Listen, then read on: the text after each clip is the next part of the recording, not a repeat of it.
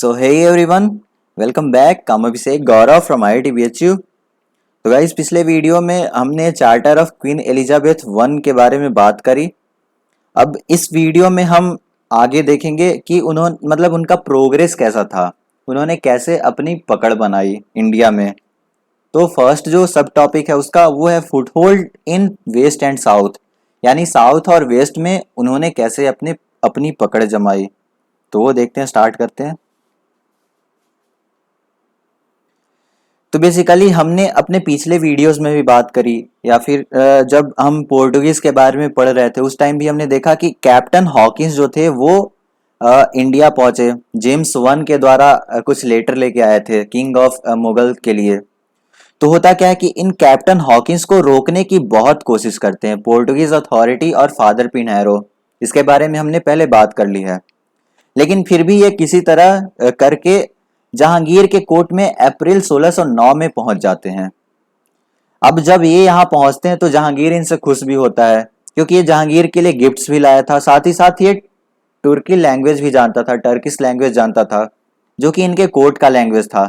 तो इसलिए जहांगीर इनसे खुश भी होते हैं और इन्हें अपने इन्हें बहुत सारी चीज़ों से आप कह सकते हो कि सम्मानित करते हैं। तो उसके बारे में मैंने बताया, पिछले वीडियोस में जाके देख सकते हो।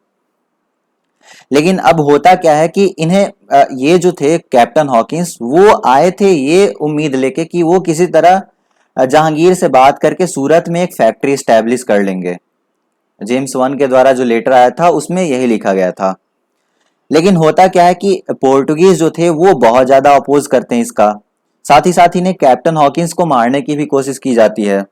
इसलिए वो क्या करते हैं कि एक तो सक्सेसफुल नहीं हो पाते हैं फैक्ट्री स्टैब्लिश करवाने में सूरत में, क्योंकि पोर्टुगीज अपोजिशन के कारण पोर्टुगीज की भी उस टाइम जहांगीर से थोड़ा अच्छा खासा बन रहा था। तो इसलिए ये सूरत में फैक्ट्री स्टैब्लिश नहीं करा पाते हैं और इन्हें मारने की भी कोशिश की जाती है पोर्टुगीज के द्वारा। तो इसलिए कैप्टन हॉकिंस क्या करते हैं कि वो आगरा छोड़ देते हैं नवंबर 1611 में।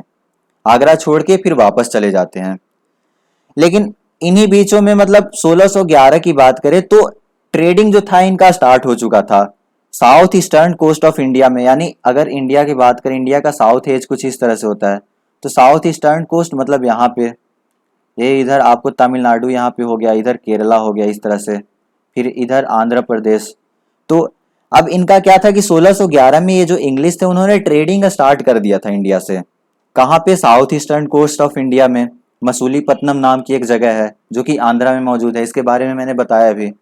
तो यहाँ से वे ट्रेडिंग स्टार्ट कर चुके थे और बाद में इन्होंने 1616 में यहाँ मसूलीपट्टनम में एक फैक्ट्री भी स्टैब्लिश करी।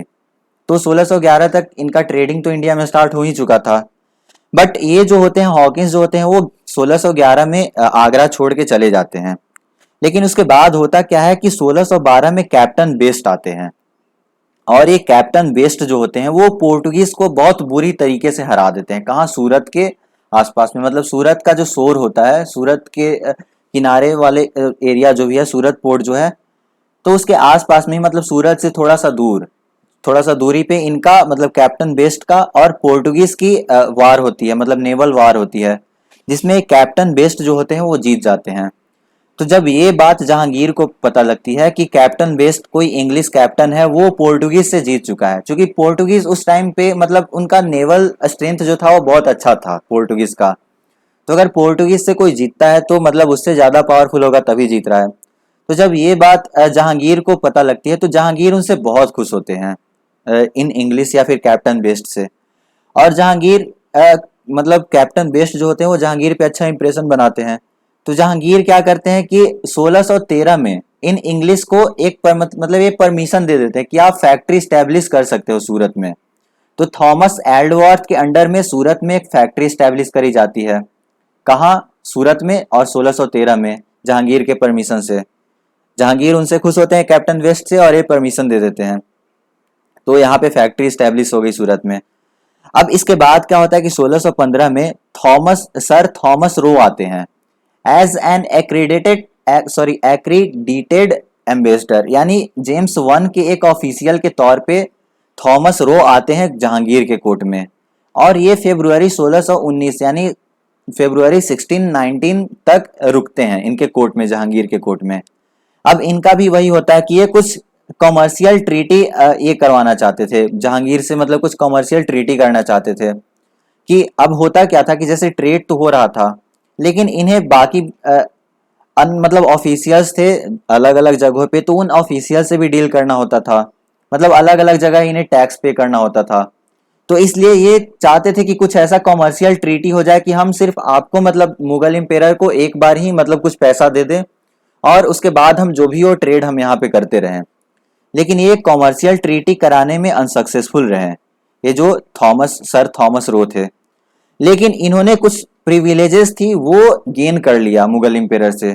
और वो प्रिविलेजेस क्या थी? Permission to set up factories at Agra, यानी आगरा में फैक्ट्री सेटअप कर सकते हैं, अहमदाबाद में फैक्ट्री सेटअप कर सकते हैं, और ब्रोच में फैक्ट्री सेटअप कर सकते हैं।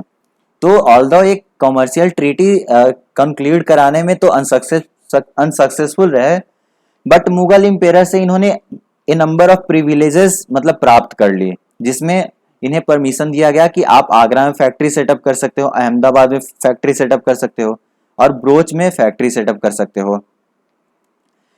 अब इसमें होता क्या है कि जैसे जब इंग्लिश यहाँ पे आते हैं तो और भी मतलब यहाँ पे उनके कंपटीटर थे, लाइक पोर्टुगीज थे, डच थे, तो उनसे भी उन्हें डील करना होता था। बट सिचुएशन कुछ ऐसा हुआ कि ये जो इंग्लिश थे, इंग्लिश कंपनी थी, उनके फेवर में सिचुएशन आ गया। अब वो क्या होता है हम उसे समझते हैं कि मतलब उन्हें फिर पोर्टुगीज से भी डील ना करना पड़े, या फिर डच भी उनके मतलब डच से भी उनका कुछ सामना ना हो। तो कुछ सिचुएशन ऐसा हुआ कि उनका इन दोनों से सामना ही नहीं हुआ, मतलब सामना तो हुआ था बट फिर भी एक शांति का माहौल चल रहा था उस टाइम पे, जो कि इनके फेवर में आ गया। अब होता क्या है कि पहले हम पोर्टुगीज के बारे में देखते हैं, पोर्टुगीज के साथ कैसा क्या होता है। तो होता क्या है कि किंग चार्ल्स टू जो थे, मतलब ब्रिटेन के किंग थे, इनकी शादी की जाती है पोर्टुगल की प्रिंसेस कैथरीन से 1622 में। और जो पोर्टुगल के राजा होते हैं वो इन्हें डॉरी में यानी दहेज में बॉम्बे दे देते हैं कि आप बॉम्बे पे जाके मतलब जो भी आपको करना है वो कीजिए। क्योंकि पोर्टुगल जो थे वहां पे, पोर्टुगल के ही कंट्रोल में था इंडिया उस टाइम पे, तो इसलिए किंग ऑफ पोर्टुगल जो होते हैं वो मतलब किंग चार्ल्स टू को बॉम्बे दे देते हैं, कहते हैं कि आप वहां पे जाइए जो भी आपको ट्रेड करना हो। बट ये किंग चार्ल्स तो वहां पे क्या ही ट्रेड करेंगे, वो तो खुद ही किंग है। तो इन्हें डॉरी में, मतलब डॉरी उस टाइम भी चलता था, ये बड़े बड़े लोगों की भी मतलब बड़े बड़े लोग भी डॉरी वाला सिस्टम ये करते थे, फॉलो करते थे उस टाइम। तो इन्हें डॉरी में बॉम्बे दिया जाता है। अब ये किंग चार्ल्स टू क्या करते हैं कि इस बॉम्बे को 1668 में, मतलब 1668 में, ये ईस्ट इंडिया कंपनी को दे देते हैं कि आप मुझे एनुअल पेमेंट 10 पाउंड मतलब प्रोवाइड करो, और आप इस पे जो भी ट्रेड करना है वो करो, आप बॉम्बे में जो भी आपको ट्रेड करना है वो करो। तो यहाँ से हम देख सकते हैं कि जैसे पोर्टुगल ने इन्हें मतलब किंग चार्ल्स टू को डॉरी में बॉम्बे दिया। अब king Charles to east India company को बॉम्बे प्रोवाइड कर देते हैं 10 पाउंड पे ही, कि आप 10 पाउंड हमें देना एनुअल पेमेंट, और वहां पे आप जाके ट्रेड कर सकते हो। तो यहाँ पे हम देख सकते हैं कि एक टैसिट पीस मतलब आ चुका था पोर्टुगीज और इंग्लिश के बीच में। टैसिट पीस मतलब जैसे अब इन्हीं के द्वारा तो दिया गया, तो ये तो क्या ही अटैक करेंगे ईस्ट इंडिया कंपनी पे। तो यहाँ पे इन दोनों के बीच में, पोर्टुगीज और इंग्लिश के बीच में तो अभी एक टैसिट पीस आ चुका था इस टाइम तक। तो इसके मतलब अब होता क्या है कि ये बॉम्बे को, मतलब बाद में बॉम्बे को ही ये हेड क्वार्टर बना लेते हैं अपने वेस्टर्न प्रेसिडेंसी का 1687 में। तो जो ईस्ट इंडिया कंपनी होती है उसकी वेस्टर्न प्रेसिडेंसी, मतलब वेस्टर्न प्रेसिडेंसी हुई। जैसे ईस्ट इंडिया कंपनी भी अलग अलग प्रेसिडेंसीज में डिवाइडेड थी। वेस्टर्न प्रेसिडेंसीज मतलब इधर वाला हो गया, ईस्टर्न प्रेसिडेंसीज इधर वाला हो गया। अगर ये इंडिया का पोर्शन देखे तो ये इंडिया का निचला भाग है, तो कुछ इस तरह से। तो वेस्टर्न प्रेसिडेंसी का हेड क्वार्टर ये बॉम्बे को बना लेते हैं 1687 में। तो इस तरह से पोर्टुगीज और इंग्लिश के बीच में थोड़ा पीस रहा इस टाइम पे, तो ये इनके फेवर में आ गया अभी, मतलब ये अच्छे से व्यापार कर सकते हैं इंडिया में अभी। अब दूसरा बात करें डच से, तो हालांकि डच तो इंडोनेशिया वाले साइड में मतलब व्यापार कर रहे थे, बट वो इंडिया में भी तो कर ही रहे थे। तो डच के साथ हमने पिछले कुछ वीडियोस में भी बात करी कि जब एंग्लो डच कॉम्प्रोमाइज होता है 1667 में यानी 1667 में, तो उसमें क्या होता है कि डच एग्री करते हैं कि वो इंग्लिश कंपनी के ट्रेड में इंडिया में कोई भी इंटरफेरेंस मतलब पैदा नहीं करेंगे, वो इंटरफेयर नहीं करेंगे, आप इंडिया में ट्रेड करो। और इंग्लिश कंपनी जो होती है वो एग्री करती है कि आप इंडोनेशिया वाले साइड में ट्रेड करो, हम उसमें आपको इंटरफेयर नहीं करेंगे। तो इस तरह से इंडिया में अब इनके इंटरफेरेंस में, मतलब इंडिया में इनका कंपटीटर अभी बचा नहीं, ना डच कंपटीटर है ना पोर्टुगीज कंपटीटर है। तो ये सिचुएशन इनके फेवर में आ चुका था। और ये तो जैसे अब कंपटीटर कोई नहीं रहा, साथ ही साथ कुछ इंडियन किंग्स के द्वारा कुछ ऐसा फरमान जारी किया गया जिससे भी इनका थोड़ा सा मतलब ये पकड़ मजबूत हुआ इंडिया में। Like king Sultan of Golconda जो थे, यानी गोलकोंडा के सुल्तान के द्वारा 1632 में एक गोल्डन फरमान जारी किया गया था, और इस गोल्डन फरमान में इन्हें कुछ प्रिविलेजेस दिए गए हैं जिससे इनका जो पोजीशन था वो और भी ज्यादा इंप्रूव हो गया इंडिया में। तो क्या प्रिविलेज था कि उन्हें ये प्रिविलेज दिया गया कि आप पोर्ट्स ऑफ गोलकोंडा से ट्रेड कर सकते हो, फ्रीली ट्रेड कर सकते हो, बस आपको पेमेंट के तौर पे 500 पगोड़ास पर ईयर देना होगा। अब ये पगोड़ास उस टाइम का करेंसी था, मतलब पगोड़ास में ही करेंसी ये हुआ होता था, तो उस टाइम का जो भी करेंसी था पगोड़ास, मतलब अभी का जैसे रुपया है उस टाइम पे वहां पे पगोड़ास चलता था। तो इन्होंने जो कि सुल्तान ऑफ गोलकोंडा थे वो इन्हें प्रिविलेज देते हैं कि आप फ्रीली ट्रेड कर सकते हो इस पोर्ट ऑफ गोलकोंडा से, बस आपको 500 पगोड़ास पर ईयर प्रोवाइड करना है हमें, चाहे कुछ भी आप कितना भी कमाओ बट हमें सिर्फ 500 पगोड़ास प्रोवाइड कर दो। तो इन्हें एक ये तो प्रिविलेज मिल गया कि आप जो भी हो ट्रेड कर सकते हो यहाँ पे। अब होता क्या है कि मसूलीपट्टनम काउंसिल के एक ब्रिटिश मर्चेंट होते हैं जो कि मेंबर भी होते हैं, फ्रांसिस डे। ये फ्रांसिस ड्रेक नहीं है, फ्रांसिस ड्रेक जो हमने बात करी वो फ्रांसिस ड्रेक अलग थे और ये फ्रांसिस डे अलग हैं। तो ये मसूलीपट्टनम काउंसिल के एक ब्रिटिश मेंबर होते हैं, ब्रिटिश मर्चेंट होते हैं, मतलब व्यापारी होते हैं, फ्रांसिस डे, जो कि मेंबर भी होते हैं मसूलीपट्टनम काउंसिल के। अब इन्हें क्या होता है कि 1639 में यानी 1639 में चंद्रागिरी के रूलर के द्वारा कुछ परमिशन दी जाती है, मतलब चंद्रागिरी के रूलर जो होते हैं वो इन्हें कुछ परमिशन दे देते हैं, मतलब ये सक्सेसफुल हो जाते हैं चंद्रागिरी के रूलर से कुछ परमिशन लेने में, किसी तरह बात करके या फिर जो भी हो बहला फुसला के जो भी हो इनका जो भी काम था, तो उस तरह से ये सक्सेसफुल हो जाते हैं।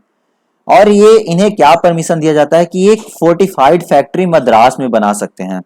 अब मेन यहाँ से फिर धीरे धीरे आप समझ सकते हो कि अगर फोर्टिफाइड फैक्ट्री आप बना रहे हो, फोर्ट किस लिए बनाया जाता है, फोर्ट बनाया जाता है ताकि आप वहां पे सैनिकों को मतलब ये करके रख सको, सैनिक वहां पे रहेंगे ताकि अगर कहीं भी आपका वॉर होता है तो आप वहां से अपने सैनिकों को ले जा सको, आर्मर्स को ले जा सको। तो ये होता है फोर्टिफाइड फैक्ट्री बनाने का फायदा। अब इन्हें क्या हो गया कि चंद्रागिरी के रूलर के द्वारा मद्रास में इन्हें फोर्टिफाइड फैक्ट्री बनाने की परमिशन दे दी जाती है, जो कि बाद में फोर्ट सेंट जॉर्ज के नाम से भी जाना जाता है। ये जो फोर्टिफाइड फैक्ट्री था मद्रास में, इसे फोर्ट सेंट जॉर्ज के नाम से जाना जाता है। और होता क्या है कि जब इन्हें ये दे दी गई तो अब हम देख सकते हैं कि अब धीरे धीरे ये मतलब पकड़ मजबूत कर रहे हैं अब इंडिया पे। तो ये क्या करते हैं कि इनका जो मसूलीपट्टनम में हेड क्वार्टर था उसे बाद में ये मद्रास में ही मतलब शिफ्ट कर देते हैं, जो भी इनका साउथ में सेटलमेंट था उसका हेड क्वार्टर ये मद्रास में शिफ्ट कर देते हैं। तो हम देख रहे हैं कि अब धीरे धीरे अपना पकड़ मजबूत कर रहे हैं, साउथ में भी मजबूत करते जा रहे हैं। अब फिर वेस्ट में तो उन्होंने बॉम्बे पे ये करके किया ही, फिर साउथ में मद्रास में इन्होंने अपनी फैक्ट्री इस्टेब्लिश कर ली। तो फैक्ट्री इस्टेब्लिश करी, साथ ही साथ फोर्टिफाइड फैक्ट्री भी है ताकि ये अपने सैनिकों को भी रख सके वहां पे।